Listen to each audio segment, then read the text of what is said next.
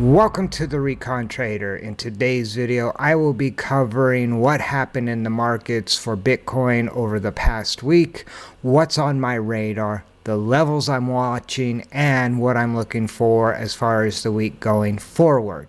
And so this video will be somewhat shorter, but focused and actionable, just the intel you need going into the new week. But before we get too far into the weeds, I want to make it crystal clear the information provided is not investment advice. I'm not a financial advisor. These videos are really just for educational purposes, and at the end of the day, you need to do your own recon. So with that being said, let's dive right in. And we will start over here on the weekly candles. Each one of these candles represents a week of price action for Bitcoin on the Binance exchange. And what I want you to look at right now is this pattern. We see a chop sideways and then this dump down, and focus maybe a little bit right here on the break of the 200-day moving average. And I'm going to scroll back and check our 6, where we see a very similar pattern. We see sideways moving price action, a slight push up, only to roll over and eventually again break this 200-day moving average, which is followed by a couple more bearish candles, especially this candle here. Even though it's green, the big wick towards the top is sell pressure, and eventually the price rolls back over again. And it's a pretty long time before this price action actually starts to pump back up. But once the bulls finally get control of the battlefield and the price gets above that 200-day moving average right here, you can see it changes from orange to white. Then we start to see the pumps to all-time new highs. And so if we scroll back to current day, we get that sideways price action, a slight pump up, and then the rollover and the sell-off. And you can see the break of the 200-day moving average. This was key for me a couple weeks ago when I made the video. I mentioned if the 786 did not hold, we could see a sell-off all the way back down here to previous support back at 74.5, or worst case scenario back to 60,000. Well, at the end of the day, 786 clearly didn't hold. We get the sell-off, we get the break of the 200-day moving average. The very next week, I said this level, the 745, needs to hold, and it didn't. And we did sell off back to the target I mentioned, which was the 1272 level, or 60,500. Now, the price has bounced from there, and we get a pretty big wick on the bottom of this candle. So there was buy pressure in the market. So there were buyers stepping up. However, the price action for the last 2 weeks has continued to sell off. Last week's candle, which closed yesterday, Sunday, we get a little more of a sell-off. Still a decent wick at the bottom, so buyers are stepping up. However, today, Monday, you can see we are starting out with a fairly bearish candle with a wick at the top. These wicks at the top are sell pressure. These are people stepping in and selling. So that would be considered bearish, especially like on this bigger candle here. We've got a bigger wick at the top than there was at the bottom. And so when you see that, it's no surprise that this price action sold off and continued into the next week. So right now, what are some key levels? I think overall what we might be looking at is a continuation of a sell-off, or perhaps some consolidation, price action moving sideways. Essentially trapped between this 1272 at 60,000 and the 74.5 level. Any break of either one of these levels, and then we could see a bigger move. But my concern is a breakdown below 1272, and Bitcoin's price is more than likely headed down to the 1618, which is going to be around 42,500. So for those of you FNGs, which is basically new guys or gals who are new to the market in the past couple of years, this would be normal price action after a bull market. The bear market would more than likely see Bitcoin's price sell off to 40,000. Now that's a pretty big sell off from all-time highs. You're looking at about a 66% sell off, and would be fairly normal. I wouldn't be alarmed, but I know a lot of you FNGs would be. So strap on your boots and hang tight. This could get very bloody very quickly.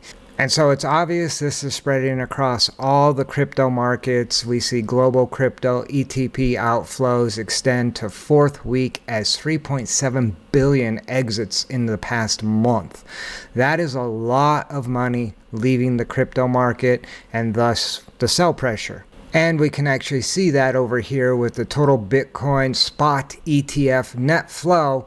And if we click on weekly, we can see way over here on the right hand side of the screen, these last 4 weeks, money's been moving out of the ETF market, and that is bearish. Obviously, if money is moving out of ETF, that basically indicates that the institutions are not investing in Bitcoin for their clients. And so we're more than likely going to continue to see the sell-off until we start to get weeks worth of inflows like we saw back here, or even in like October, we had at least a couple weeks of inflows where the price spiked up. And the yellow line here is Bitcoin's price, and you can see how it reacts to inflows. It spikes, and to outflows, it dumps. And that's what we're seeing right now. We're seeing a significant dump on significant outflows. Now, another chart of inflows I like to look at are the stable coins. So not just the ETFs, which are your institutional investors, but stable coins are a good indication to me where stable coins like USDT, USDC, if they're flowing into the exchanges, those coins are typically being put on the exchange in order to buy an asset like Bitcoin or ETH. When they're flowing out, that typically means someone is selling their crypto assets and pulling out their stable coins. And the last couple days, there was some positive inflow. And so it'll be interesting to see what the result is today. Right now, it's flat. But if we look back about a week ago, the outflows were pretty deep. And overall, I'd say for the past week or so, money's been flowing out of the exchanges, not so much in, but something to be aware of as we move into the new week. Now, another catalyst that could be affecting Bitcoin's price is we see that crypto traders rotate into select altcoins as Bitcoin stalls. So if money starts to move out of Bitcoin, but stays on the exchange and invests in altcoins, that could be a sign of a bullish signal because people are still within the crypto market. But if people start rotating out of the altcoins and Bitcoin and moving that money off the exchanges, again, a bearish signal. But right now, maybe there would be a possibility of an altcoin pump, which we haven't seen yet in this bull market as altcoins notch double-digit weekly gains. But Bitcoin has essentially remained range-bound. I don't know if I agree with that. Bitcoin's selling off, in my opinion. So we'll have to wait and see, but something worth watching. Now, a little more intel to consider would be the Crypto Fear and Greed Index. And right now we're in extreme fear, as you can see. And again, the white line is going to represent Bitcoin's price. And when we're in extreme fear, Bitcoin is selling off because there's fear in the market. And when there's fear in the market, people sell. And so what the bulls would be looking for is to push this indicator back up. More than likely you want to be in the neutral to obviously the greed zone. If you can get to neutral or greed, that's when you can see Bitcoin's price start to pump. If we look back here to March of 2025, you can see we had extreme fear. Eventually it got up into the neutral zone. Once it got into the neutral zone, the price of Bitcoin was able to reach up to an all-time new high, but has been selling off ever since. So we stay in extreme fear. As long as we're in extreme fear, that is going to be bearish. So everything I'm showing you so far is going to be bearish, and thus I am bearish as far as my trading goes. I've been pretty much just shorting.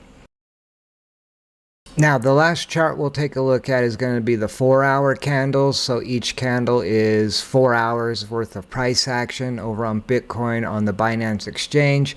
And I tossed in my fear and greed indicator, and you can see way back here where Bitcoin sold off to that 60,000 level, that it had run down into the fear level, and actually this long wick comes all the way down.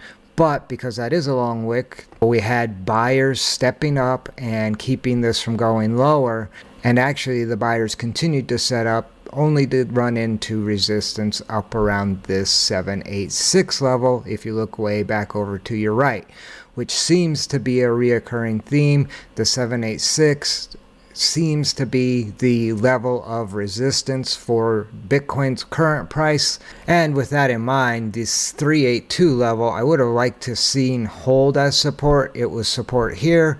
It was support in this area, although it did give way, only to act as support again, but it has once again given away. And so what we might expect with Bitcoin's price this week would be again a push maybe back down to 65,000, and it could find support down in that region, much like it did on this sell-off. Maybe we see some type of repeat in history and see a sell-off down to 65,000 and perhaps a recovery back up. Now keep in mind, I'm not making predictions, I'm just looking at probabilities. Traders never make predictions. If someone you're watching is making predictions, they're not really a trader. It's all probabilities. There's a if this, then that. That's how things work out.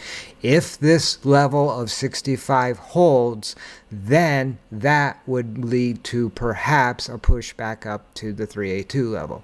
And at the end of the day, that's how real traders view the market, as probabilities, if this, then that. So anyway, that's enough jaw-jacking for this video. If you found the video helpful, maybe you could do me a favor, spike a like. If you don't want to miss out on these weekly market updates, I post them every Monday. Shoot that subscribe button. If you have any questions or comments, drop them down below. I try to read everyone's questions and comments, and typically I respond to all of them. So let me know what's on your mind. And with that all being said, remember, never send your money into battle without first doing your recon. See ya.